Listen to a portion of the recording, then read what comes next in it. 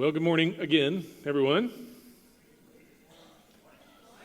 Oh, thank you. I appreciate that. Thank you. A little slow, but we made it. If you have a Bible today, Genesis chapter 37 is where we're going to start. If you want a Bible to put in your lap and you don't have one, there's some on the sides of the tech booth. Feel free to grab one of those and make use of it. If you're a user of the Bible app, you can open up that app and find our live event and track along with the scriptures and sermon notes and so forth. So we are in this season of Advent, and if you are unfamiliar with that, maybe that's not something that has been a part of your story or a part of your experience in terms of church. It wasn't until I came here, but we focus on the four big themes: hope, peace, joy, and love, in that order. And we light candles as a visual cue to remind us of this. And so we have lit the candle of hope. By the way, I explain this. Tyler got tired of me playing the guessing game as to whether or not the thing was going to light or not. So he gave me an electric. Look at that sucker. I mean, that's like fancy, isn't it? So allegedly, it's going to work when I light this candle. Anybody got an over-under on this? Okay. Well, if you haven't been here and seen us play the, oh my gosh, is it going to light candle game? That's part of the fun of this time of year. But we light the candle of hope because, hey, look at there. It worked. Hey, we light the candle of hope because this is what we talked about from Noah last week.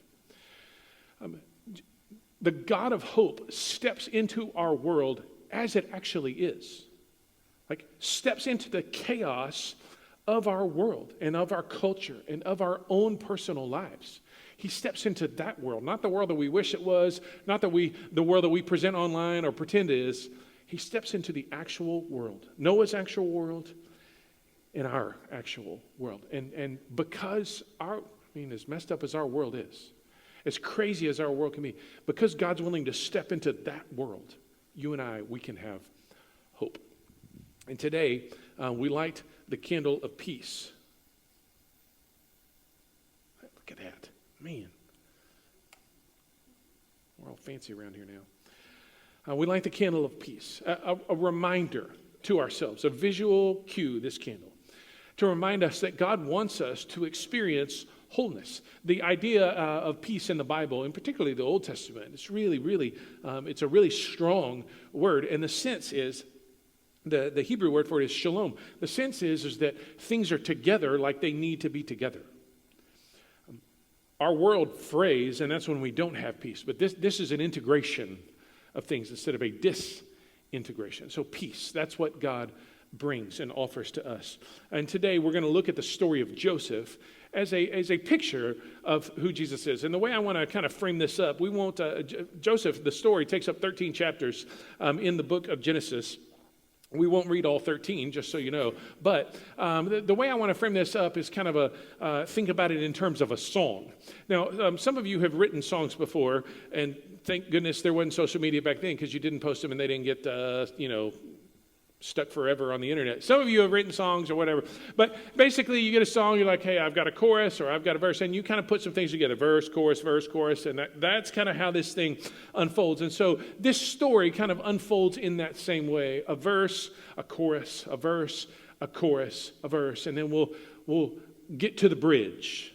And that's where we're going today. So Joseph, in Joseph's story. If you're not familiar, Abraham was chosen by God to be a blessing to the world. Abraham had a son. His name was Isaac. Isaac had a couple of sons, one of whom was Jacob, and it was Jacob who had 12 sons by 4 different women. And in doing so, they created the 12 tribes of Israel. Joseph was his favorite son from his favorite wife. Somebody down here said, uh-oh, that's exactly right. I mean, that creates all sorts of weird dynamics at Thanksgiving and Christmas, that's for sure. But he gave him the multicolored robe, the Technicolor dream coat, or however you may remember it. This is Joseph, okay? This is Joseph. And so we're going to pick it up here in verse 1. This is verse 1 of Joseph's song, actually in Genesis chapter 37, verse 12. Now his brothers went to pasture their father's flock near Shechem. And Israel said to Joseph, are not your brothers pasturing the flock at Shechem? Come, I'll send you to them. And he said to him, here I am. So he said, go now. See if it is well with your brothers and with the flock, and bring me word. So he sent him from the valley of Hebron. He came to Shechem, and a man found him wandering in the fields. The man asked him, what are you seeking? Well, I'm seeking my brothers, he said. Tell me, please, where are they pasturing the flock? And the man said, they've gone away, for I've heard them say, let us go to Dothan. So Joseph went after his brothers and found them at Dothan. Verse 18 is where we'll pause here. They saw him from afar, and before he came near to them, they conspired against him to kill him. Aren't you glad you came to church today? I mean, that's a good place to pause. Why in the world would his brothers kill him? Well, the very first part of Genesis chapter 37 is Joseph, the favored one, clearly the favored one, having dreams where his brothers all bow down to him. Now, I'm a middle kid. I'm a peacemaker. I have a little brother. Some of you have little siblings. If they rolled up on you at Thanksgiving dinner, it's like, hey, man, I had the weirdest dream. Dude, you're going to fall down and worship me. That's going to be awesome. You, too, might conspire to do something, maybe not quite as drastic as this. But there's a certain amount of hubris and arrogance that Joseph had. But here's what's true, is that Joseph, in this kind of verse 1 of his story, Joseph was sent to his brothers, but was betrayed by them. Sent to them, but betrayed by them. Some of that he brought on himself, again, because of his own arrogance. But here's what we find. The favored one, here's the one with the dream coat, right? The favored one was doing the Father's bidding. The favored one was doing exactly what exactly what his dad wanted him to. Ultimately, the way the rest of this verse plays out is that Reuben, his oldest brother, was like, don't kill him, let's throw him in the pit. And he was going to come back and get him and kind of make some things right.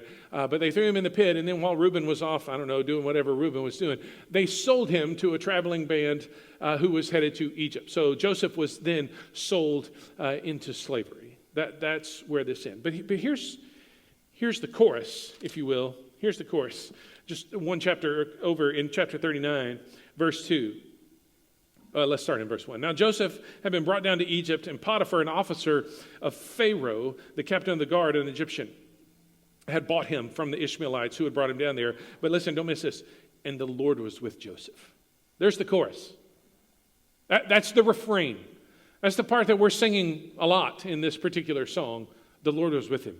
The Lord was with Joseph. He became a successful man. He was in his house of the Egyptian master. So the refrain was, God was with him. Now, here's the thing. In Joseph's particular case, his circumstances turned.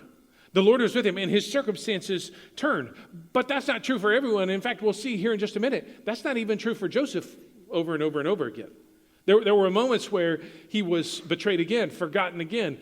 Things didn't go his way again. It's not true for everyone. So here's the question. Do you have a God? Do you have a God big enough, good enough, if you will, and powerful enough? The God that you know, is he good enough and is he powerful enough to give you peace amid betrayal? Some of you know deeply, distinctly what that feels like.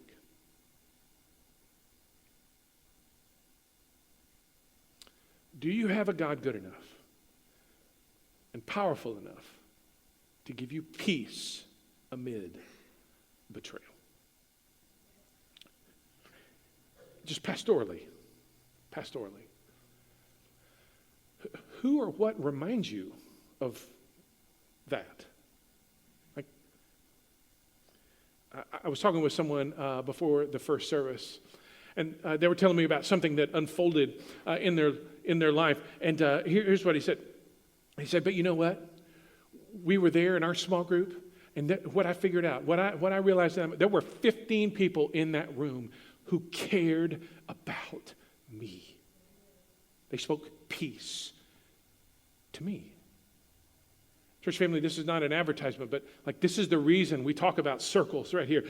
You want to be able to look people in the eye and them speak peace to you as your life is coming unwound, as your world is turned upside down. You want, sitting in a row, this is good, but sitting in a circle where you can see people eye to eye and have people speak peace to you, that's good. God was with him. God was with him. He's sold into Potiphar's house, becomes the servant of servants.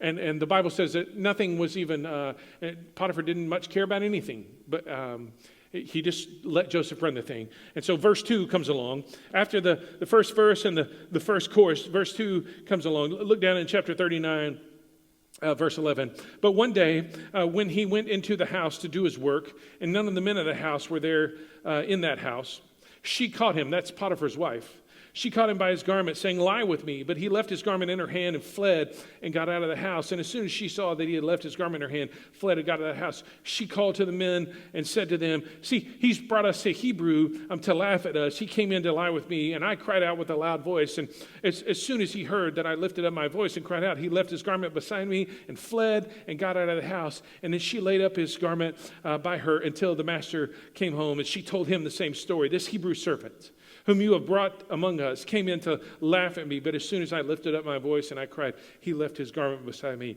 and fled out of his house. So verse 2 goes like this. Joseph was a servant in the house who was falsely accused. A servant who was falsely accused. He was, verse 11, he was faithfully carrying out his work. And it's good to faithfully carry out your work.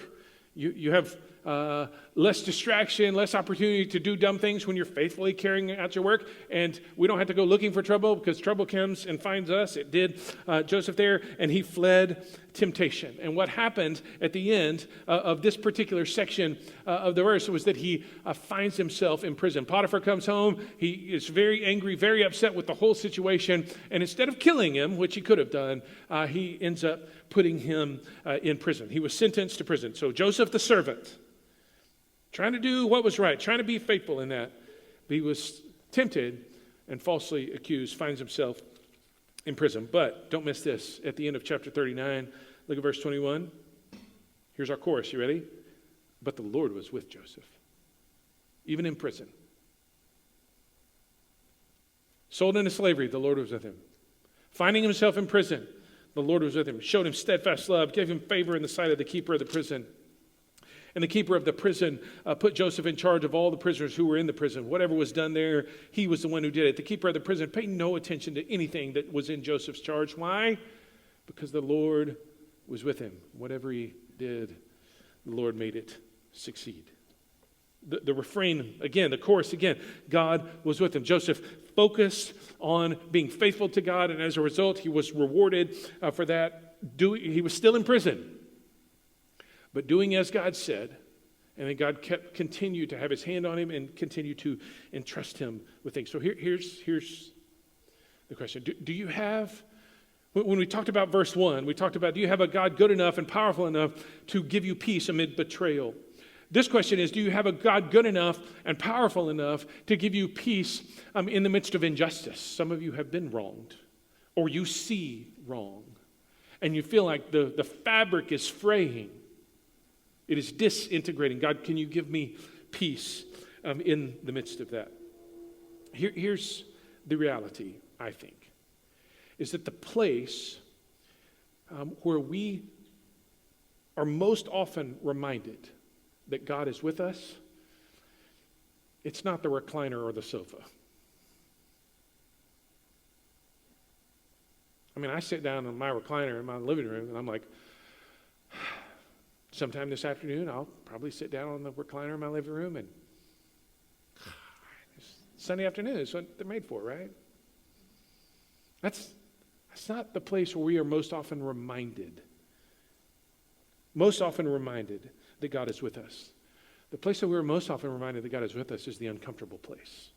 It's the challenging place. And folks, when we encounter God and we're reminded that he's with us in the uncomfortable place, in the challenging place, we're also, that is the place that we often experience the kind of supernatural peace that we're talking about.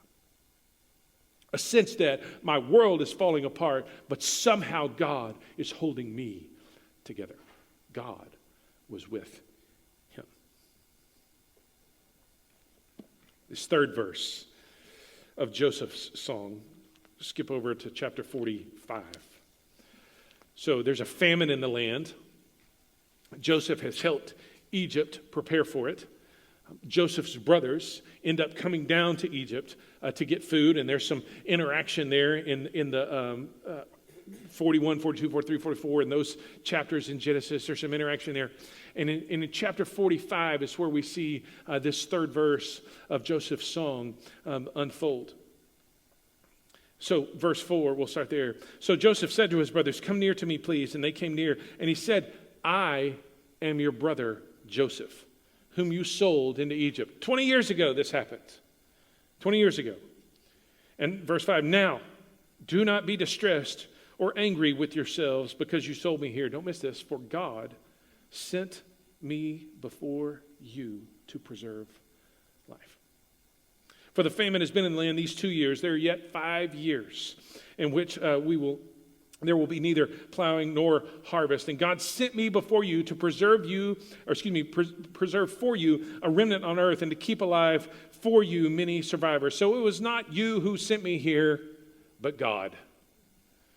He has made me a father to Pharaoh and lord of all of his house and ruler over all the land of Egypt. Hurry, go up to my father and say to him, 'Thus says your son Joseph, God has made me lord of all Egypt. Come to me and do not tarry.'" The third verse of Joseph's song goes something like this. Salvation was his mission. Somewhere along the way, in the midst of all of the things that Joseph was able to see and understand, in the midst of God being with him and him experiencing the steadfast love of God, no matter the circumstances, and the peace that comes with being in right relationship with God, somewhere in the midst of that, it flipped for him. It changed for him.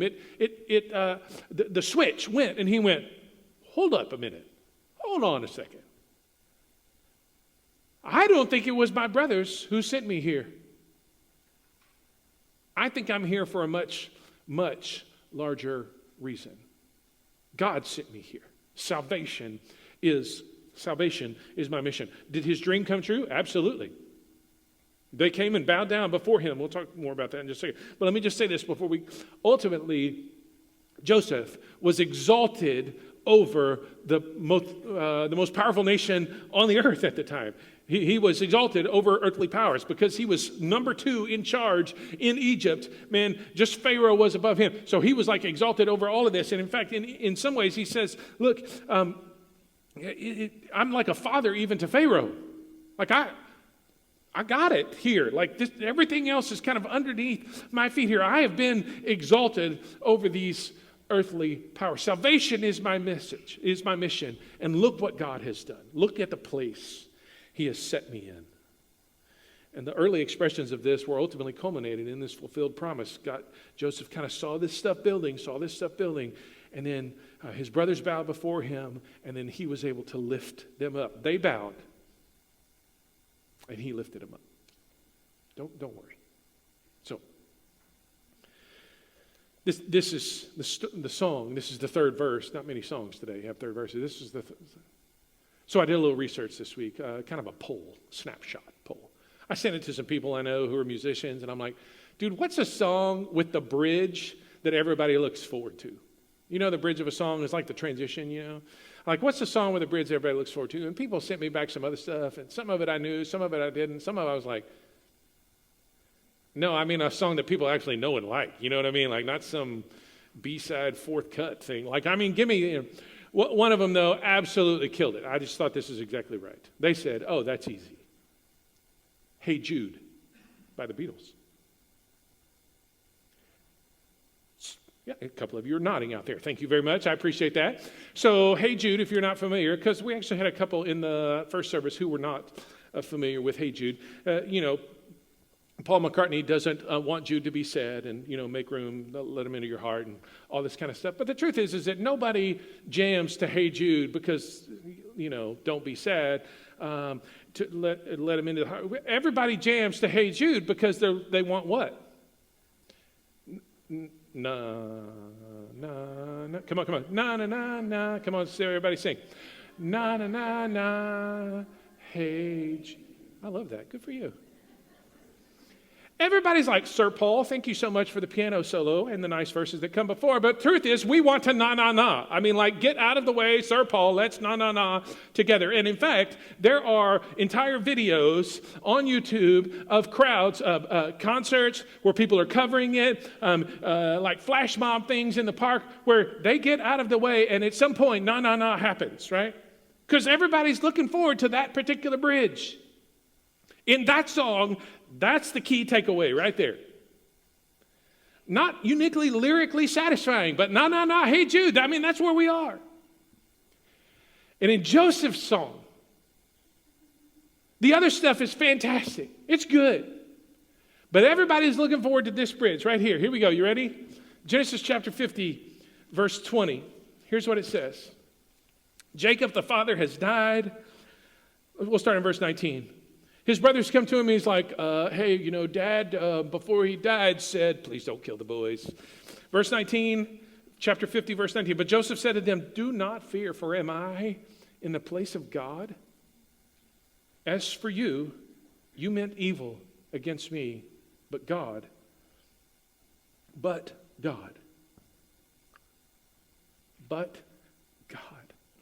meant it for good, to bring it about that many people should be kept alive as they are today. The bridge is what was meant for evil, God meant for good. Like that's the big, that's the na right there. That's the part that everybody wants to sing. That's the God, we read it earlier in Romans chapter 8, that God causes all things to work together for good for those who love him and are called according to his. That's the thing that we want to sing. That is Joseph's song. And so do you have a God? I mean, this is the kind of good, powerful God that we have that can take something terrible in Joseph's life and enduring it for 20 years, take it and still turn it to use it for good. That is the God who is. And so this is like our experience of peace comes in the kind of sovereignty of God, in the kind of rule and reign of God, who can take something bad, who can take something that seems like it's never going to end, and ultimately and finally turn it for good. What was meant for evil, God meant for good. No. That our peace is rooted in, is sourced from the well of God's sovereignty. So that's Joseph's song. Sent but betrayed, but God was with him. A servant who was tempted and falsely accused, but God was with him. Salvation was his mission, and what was meant for evil, God meant for good. And the reason why we're doing this at Christmas, because this is a lot like Joseph's song, is a lot like Jesus' song. I just put these 5 bullets up here so you could see them all at once. If you want to grab your phone and take a picture, that's fine. Jesus also was sent to his brothers, but betrayed. In John chapter 1, listen to how John describes that. John chapter 1, verse 11. He came to his own, and his own people did not receive him. Sent to his brothers, but betrayed. Tempted and falsely accused. And salvation was his mission. Continuing on in verse 12. But to all who did receive him, who believed in his name, he gave the right to become children of God, who were born not of blood, nor of the will of the flesh, nor the will of man, but of God. Salvation was his mission. And the chorus is not that God was with him. He was God with us. That's Christmas. He was God with us. And the injustice that was perpetrated there at the cross, the most innocent one who had ever lived experienced the most heinous betrayal and took on the most grievous injustice there at the cross. But God, what was meant for evil, God meant for good. And Jesus himself was exalted over all earthly powers. So we're going to come to communion and remember that. He was sent to his own, but his own did not receive him. But to those who did, for us, he gave us the right to become children of God.